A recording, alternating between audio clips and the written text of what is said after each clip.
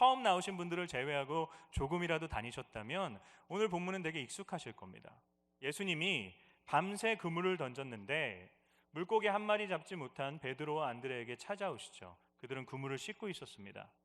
그물을 씻고 있던 그들에게 예수님께서 다시 바다로 나아가서 그물을 던지라 명령하십니다. 그들이 그 명령에 순종해서 바다에 그물을 던지죠. 그리고 물고기를 배에 가득 차게 잡습니다. 그들이 놀라운 사실 앞에 예수님 앞에 엎드리자 예수님이 그들에게 나를 따라오라 말씀하십니다. 그리고 그들이 예수님을 따라 그분의 제자로서의 삶을 살아가게 됩니다. 너무나도 익숙한 말씀입니다. 내용을 모르시는 분들이 없을 것입니다. 그렇기 때문에 여러분, 저희는 이 본문을 낯설게 읽어야 됩니다.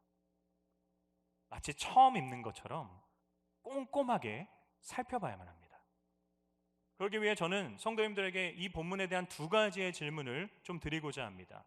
그리고 이 두 가지의 질문에 대한 답을 함께 좀 이 시간 찾아 나가기를 원합니다.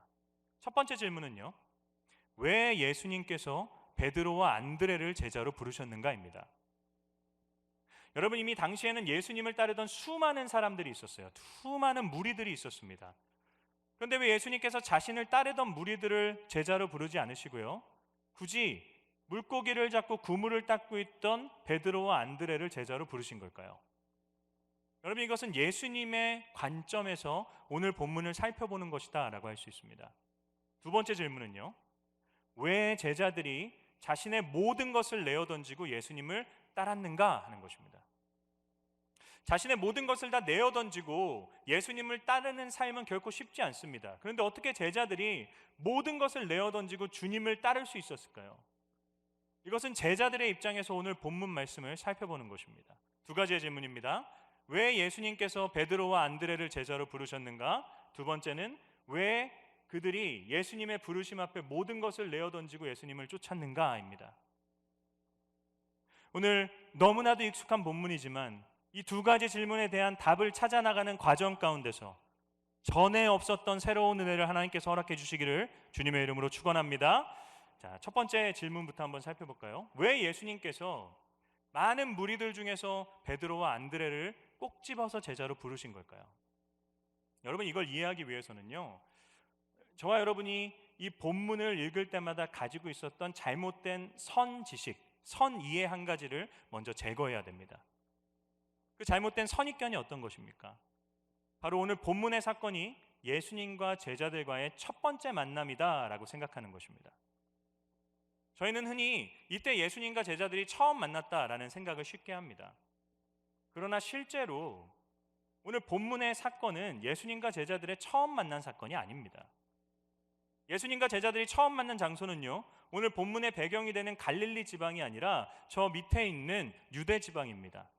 유대 광야라는 곳이었어요. 이 유대 광야에서 당시 사람들에게 선지자로 칭송을 받던 세례 요한이 회개 집회를 엽니다. 그는 회개하라 천국이 가까이 왔느니라 선포하면서 자신에게 나온 자들을 향해 세례를 베풉니다. 여러분, 예수님께서도 공생애를 처음 시작하셨을 때 세례 요한에게 나아가시죠. 그래서 세례 요한에게 세례를 받으십니다. 안드레는 이 세례 요한을 흠모해서 따르던 사람이었어요. 예수님이 세례 요한에게 세례를 받으신 다음 날 세례 요한과 안드레와 또 다른 한 명의 제자가 길을 걷고 있는데 그 길 위에서 예수님을 만나게 됩니다. 그때 세례 요한이 자신을 따르던 두 명의 제자들을 향해 예수님에 대해서 이렇게 이야기를 하죠. 요한복음 1장 35절에서 36절입니다. 한 목소리로 읽겠습니다. 시작. 또 이튿날 요한이 자기 제자 중 두 사람과 함께 섰다가 예수께서 거니심을 보고 말하되 보라 하나님의 어린 양이로다. 아멘. 세례 요한이 예수님을 보면서 뭐라고 이야기하나요? 보라 하나님의 어린 양이로다 라고 이야기합니다. 세례 요한은 지금 예수님이 세상의 모든 죄를 짊어지기 위한 대속제물로 하나님께서 보내신 우리의 죄를 해결하시는 구원자시다, 메시아시다라는 것을 말씀하고 있는 거죠. 그 세례 요한의 이야기를 들은 안드레가요, 평소 자신이 그토록 존경하고 따르던 세례 요한이 이 예수님이라는 인물에 대해서 그렇게 극찬을 하니까 예수님에 대해 궁금했던 것 같습니다. 예수님을 따르게 됩니다. 예수님이 안드레가 자신을 따르는 것을 보게 돼요. 그리고 그를 데리고 자신이 머물렀던 거처로 데려갑니다. 하루 동안 함께 시간을 보내주십니다. 예수님과 하루의 시간을 보내고 난 다음 날 안드레가 나와서 자신의 형제였던 베드로를 찾아가죠. 그리고 베드로에게 이런 이야기를 합니다. 요한복음 1장 41에서 42절 말씀입니다. 한 번 더 읽어보시겠습니다. 그가 먼저 자기의 형제 시몬을 찾아 말하되 우리가 메시아를 만났다 하고, 메시아는 번역하면 그리스도라. 데리고 예수께로 오니 예수께서 보시고 이르시되 내가 요한의 아들 시몬이니 장차 게바라 하니라 하시니라. 게바는 번역하면 베드로라. 아멘. 안드레가 예수님과 하루의 시간을 만나고 그분을 경험하고 난 후에 자신의 형제였던 베드로에게 뭐라고 이야기하나요? 우리가 메시아를 만났다, 우리가 그리스도를 만났다라고 이야기합니다. 그리고 그를 예수님께로 데려오게 되죠. 여러분, 이것이 예수님과 본문에 등장하는 베드로와 안드레의 첫 만남입니다. 이 유대 지방에서 이들과 만난 예수님께서는요, 이들과 함께 자신들의 고향인 갈릴리 지방으로 올라가십니다. 이 갈릴리 지방에서 가나라고 하는 곳에 자신의 어머니와 제자들과 함께 한 혼인잔치에 참여하세요. 그리고 이 혼인잔치에서 예수님께서는요, 공생애의 첫 번째 기적을 행하십니다. 그 첫 번째 기적이 무엇입니까? 물을 변화시켜서 포도주가 되게 하는 것이죠. 그런데 예수님께서 이 물을 변화시켜서 포도주를 만들어내시는 놀라운 기적을 행하시고 난 후에 그 결과를 성경이 이렇게 이야기합니다. 제가 읽어드리겠습니다. 요한복음 2장 11절 말씀인데요, 예수께서 이 첫 표적을 갈릴리 가나에서 행하여 그의 영광을 나타내심에 제자들이 그를 믿으니라. 아멘. 제자들이 예수님을 믿었다라고 합니다. 제자들이 예수님의 무엇을 믿은 것입니까?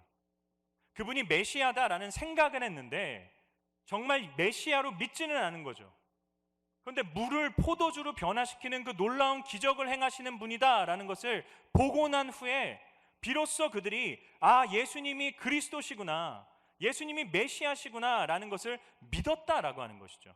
오늘 본문의 사건은 이 사건 이후에 등장합니다. 뭘 할 수 있나요? 누가 예수님의 제자입니까? 왜 예수님이 그 둘을 꼭 집어서 자신의 제자로 부르신 건가요? 그들이 이미 부르심 전에 예수님을 그리스도로 고백하고 믿은 사람들이었기 때문이죠. 사랑하는 성도 여러분, 누가 예수님의 제자가 될 수 있습니까? 예수님을 그리스도로 인정한 사람들만이 예수님의 뒤를 쫓아서 그분을 따르는 제자가 될 수 있는 것입니다. 여러분, 제자들은요, 비록 예수님에 대한 온전한 이해를 갖고 있지는 못했습니다. 그러나 그들은 분명히 예수님께서 자신들의 지금 이 어려운 삶을 해결해 주실 수 있는 구원자시다라고 하는 분명한 믿음을 가지고 있었다라고 하는 것이죠. 그런데 여러분, 오늘 본문에서 예수님께서는 그들을 다시금 제자로 부르시고 계신 거예요. 여러분, 이거 좀 이상하지 않습니까? 이미 그들은 예수님이 누구신지를 알았습니다. 믿었습니다. 예수님을 그리스도로 인정했어요. 그런데 그들은 예수님을 떠나서 물고기를 잡는 일에 열중하고 있었다는 것이죠.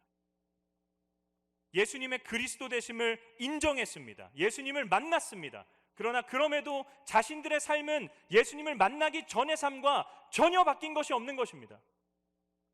예수님을 만나기 전에도 물고기를 잡았고요, 예수님을 그리스도로 인정한 후에도 여전히 그들은 물고기를 잡는 일에만 몰두하고 있는 것입니다.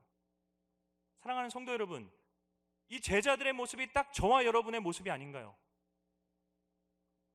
베드로와 안드레가 예수님을 직접 만나서 경험했던 것처럼 저희 역시도 예수님을 만나지 않았나요? 저희도 예수님을 인격적으로 만났습니다. 그분과 교제를 나눴습니다. 베드로와 안드레가 예수님의 그리스도 되심을 인정하고 믿었던 것처럼 저와 여러분 역시도 예수님의 그리스도 되심을 믿는 사람들입니다. 베드로와 안드레가 물이 포도주로 변하는 기적을 보고 하나님을 찬양하고 그를 믿었던 것처럼 우리 역시도 십자가 위에서의 죽음과 부활이라고 하는 놀라운 기적과 매일같이 우리의 삶에 베풀어 주시는 하나님의 놀라운 기적이 아니고는 설명되지 않는 놀라운 경험들을 가지고 있습니다. 여러분, 저희도 베드로와 안드레처럼 예수님을 그리스도로 인정하지만 물고기나 잡고 있는 것은 아닙니까? 예수님을 쫓고 예수님을 따르는 삶이 아니라 예수님을 그리스도로 인정은 하지만 내 삶의 물고기를 잡는 일에 몰두하고 있는 것은 아닙니까? 사랑하는 성도 여러분, 우리로 하여금 예수님을 따르지 못하게 만드는 우리의 물고기가 무엇입니까? 여러분, 무엇에 몰두하시느라, 무엇에 집중하시느라, 무엇에 우리의 시선과 마음을 빼앗기셔서 예수님의 제자로서의 삶과 사명을 포기하고 계십니까? 그것이 여러분의 돈입니까? 그것이 명예입니까? 그것이 세상의 인정과 자랑입니까? 본문을 통해 발견하는 감사한 일이 무엇인지 아십니까? 예수님이 그런 그들을 다시금 찾아오셨다는 거죠. 18절 말씀을 보면요, 예수님께서 해변가를 가시다 그들을 보셨다고 합니다. 그리고 그들을 찾아가셨어요. 그리고 19절 말씀을 보면 그들을 다시금 부르십니다. 나를 따라오라 말씀하세요. 자신의 그리스도됨을 인정하지만 여전히 물고기나 잡고 있는 그들에게 예수님 다시금 가셔서 나를 따라오라 말씀하십니다. 오늘 이 말씀을 듣는 저와 여러분에게 예수님께서 동일하게 찾아오십니다. 그리고 지금 여러분의 마음을 두드리고 계십니다. 여러분에게 말씀하십니다. 나를 따라오라. 나를 따라오라. 여러분, 우리는 오늘도 우리를 제자의 삶으로 부르시는 예수님의 그 부름에 응답해야만 합니다. 제자로서의 사명을 감당해야만 합니다. 우리가 감당해야 되는 제자의 사명이 어떤 것입니까? 여러분, 19절 말씀에서 예수님께서 제자들을 부르시면서 이렇게 말씀하십니다. 19절 말씀 다시 한번 읽어볼까요? 읽겠습니다. 시작. 말씀하시되 나를 따라오라. 내가 너희를 사람을 낚는 어부가 되게 하리라 하시니. 아멘. 여러분, 예수님께서 제자들을 부르신 이유가 무엇입니까? 사람을 낚는 어부가 되게 하도록 하기 위해서. 예수님의 제자는 물고기를 낚는 사람들이 아닙니다. 예수님의 제자는 사람을 낚는 어부입니다. 제자가 어떤 사람입니까? 복음으로 사람을 낚는 사람입니다.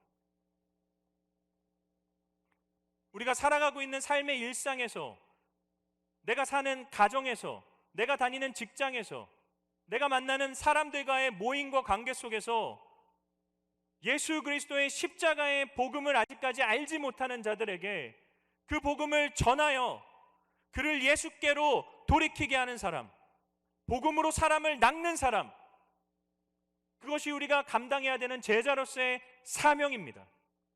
여러분, 이 사명은 너무나도 중요한 사명이죠. 그러나 가장 시급한 사명이기도 합니다.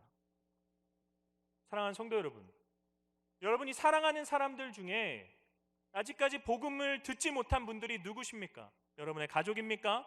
여러분의 친구입니까? 여러분의 직장 동료입니까? 우리가 그들을 바라보면서 가장 시급하게 해야 되는 중요한 사명은 그들에게 복음을 전하는 것입니다. 여러분, 코로나 때문에 복음을 전하지 못한다고 이야기해요. 그런데 여러분, 코로나이기 때문에 복음을 전해야 되는 것 아닙니까? 우리는 코로나로 인해서 사상 유례 없는 가장 큰 절망 가운데 살아가고 있습니다. 그 가장 극심한 절망의 시대에 가장 큰 소망인 예수 그리스도의 복음이 선포되어야 하는 것입니다. 저와 여러분은 우리의 입술로 복음을 선포할 수 있어야 됩니다. 내 삶으로 보여줄게. 내 삶으로 깨닫게 할게. 내 삶을 보고 깨달을 그 시간이 우리에게 주어질 줄 알 수가 없습니다. 우리는 복음을 선포해야 됩니다.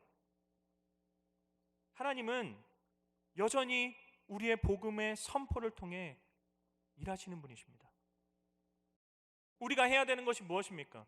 내 주변에 복음의 씨앗을 심어야 되는 자들에게 복음을 전해야 됩니다. 물을 줘야 되는 자들에게 물을 줘야 됩니다. 하나님께서 결국 내 눈에 보이지는 않지만, 언제인지는 알 수 없지만 자라게 하시고 열매 맺게 하실 것이다 라고 하는 확신을 가지고 복음을 전해야만 하는 것이죠. 하나님은 여전히 우리의 선포를 통해 사람을 구원해 나가십니다. 제가 한 집사님을 신방 갔던 적이 있어요. 어떻게 예수님을 믿게 되셨습니까? 물어보니까 이분이 그 출퇴근을 지하철로 하셨다고 합니다. 퇴근 시간에 늘 같은 지하철을 타는데 그 시간대에 늘 그 지하철 안에서 복음을 전하는 한 분이 계셨대요. 이분은 예수천당 불신지옥을 고래고래 소리 지르면서 지하철 안을 계속해서 왔다 갔다 하셨다고 합니다. 이분이 그분을 볼 때마다 마음속에 막 화가 났더라고요. 자기 혼자 믿으면 되지, 왜 이렇게 다른 사람들까지 불편하게 하나, 막 마음속에 욕과 저주를 퍼부었다고 합니다. 이어폰을 끼고요, 소리를 높이고 그 소리를 듣지 않으려고 했다고 합니다. 근데 어느 날 또 동일하게 퇴근을 하는데 그분이 또 나타나서 예수천당 불신지옥을 외치는데 그 마음속에 두려움이 일더래요. 내가 진짜 지옥 가면 어떻게 하지? 진짜 천국과 지옥이 있으면 어떻게 하지? 여러분, 그분이 그 마음을 가지고 교회에 나가서 예수님을 영접하게 됩니다. 여러분, 그분이 한 선포가 세련된 것인가요? 논리적입니까? 화려한 말입니까? 그렇지 않습니다. 가장 투박한 언어죠. 예수천당 불신지옥. 그런데 그 가장 투박한 말을 통해 하나님께서는 일하십니다. 그분의 눈에 보이지는 않았지만 그분이 그걸 선포할 때마다 그 집사님의 마음속에 복음의 씨앗이 심기어지고요, 물이 부어지고 있었던 것이죠. 하나님께서 결국 하나님의 때에 그분에게 열매 맺게 하신 것입니다. 사랑하는 성도 여러분, 예수님께서는 오늘도 우리를 부르십니다. 나를 따라오라. 사람을 낚는 어부가 되어라. 그 예수님의 부르심을 듣고 한 주간 시작되는 삶 가운데서 내 주변에 복음을 들어야 되는 자들에게 가장 시급하게 복음을 선포하실 수 있는 저와 여러분의 한 주가 될 수 있기를 주의 이름으로 축원합니다. 첫 번째, 왜 예수님께서 베드로와 안드레를 지명하여 부르셨나요? 그들이 예수님을 그리스도로 믿는 자였기 때문이죠. 두 번째 질문은 왜 그들이 자신의 모든 것을 내어던지고 예수님을 쫓았나라고 하는 것입니다. 여러분, 이걸 이해하시기 위해서는요, 당시 시대의 스승과 제자의 관계를 조금 생각해 보셔야 됩니다. 지금도 그렇지만 당시 시대 사람들에게 랍비는 가장 존경받는 인물이었어요. 사람들은 랍비의 삶과 랍비의 가르침을 흠모했습니다. 그래서 랍비 주변에는 랍비가 어디를 가든지 랍비의 그 가르침을 듣기 위해서 그를 따르던 수많은 사람들이 있었습니다. 랍비가 이들에게 나를 따라오라 말한 것이 아닙니다. 그냥 그들이 랍비가 너무나도 좋아서 랍비를 스스로 쫓아다닌 것이죠. 그런데 랍비가 이제 자신의 후계자를 정해야 될 때가 온다라고요. 그러면 그가 마을과 고을을 다닙니다.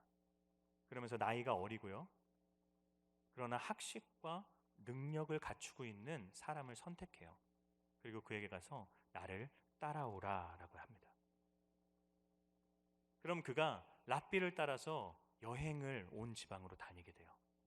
랍비와 함께 먹습니다. 랍비와 함께 마십니다. 그와 함께 잠을 잡니다. 그러면서 랍비를 통해 여러 가지 지식들을 전수받게 돼요. 그렇게 성장해서 자라서 결국 그가 그 랍비의 뒤를 이은 다음 때의 랍비가 되어지는 것입니다. 이게 스승과 제자의 관계였어요. 여러분이 차이점을 이해하셔야 됩니다.